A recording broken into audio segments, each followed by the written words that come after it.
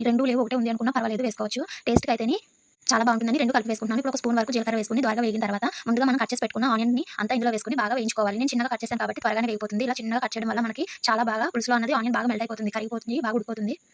ఈ ఉల్లిపాయ ముద్ద ఇలా వేగిన తర్వాత ఒక టమాటాని కట్ చేయకుండా ఇలా చిదుముకుని వేసుకోవాలండి. టమాటా వేసిన తర్వాత ఎక్కువ సేపు వేయించాల్సిన అవసరం లేదు. తొక్క లోపల మిశ్రమం అంతా కూడా స్మాష్ చేసుకొని వేసుకోవాలి ఇలాగా. ఇలాగ ఒక టమాటాని స్మాష్ చేసుకొని వేసుకున్న తర్వాత కట్ చేసుకున్న బెండకాయ ముక్కలు, అలాగే ముందుగా నూరి పెట్టుకున్న మసాలా ముద్దను కూడా ఇందులో వేసుకొని పచ్చివాసన పోయేంత వరకు ఒక్క నిమిషం పాటు వేయించుకోవాలి. పచ్చివాసన పోతే సరిపోతుందండి. ఇలాగ ఒక నిమిషం పాటు వేగిన తర్వాత ముందుగా మనం ఉప్పు, కారం, పసుపు కలిపి పెట్టుకున్న చేప ముక్కల్ని ఇందులో వేసుకోవాలి. వీటిని ఇప్పుడు ఇందులో వేసుకొని కలుపుకోకుండానే మనకి దాకా లేదా బాండీ ఉంటుంది కదా! అది ఒకసారి ఇలా తిప్పుకుంటూ ఉంటే సరిపోతుంది. ఎందుకంటే ఇలా తిప్పడం వల్ల మనకి చేప ముక్కలనేవి విరిగిపోతాయి. ఒకసారి ఇలా టాస్ చేసుకోవడం వల్ల మనకి మొత్తం పైన కింద అంతా కలిసిపోతుంది. ఇప్పుడు మూత పెట్టుకొని ఒక 2 నిమిషాల పాటు ఉడికించుకోవాలి. సిమ్‌లో టర్న్ చేసుకోండి స్టవ్వు. నెక్స్ట్ వచ్చేసి చింతపండు రసాన్ని తీసుకోవాలి.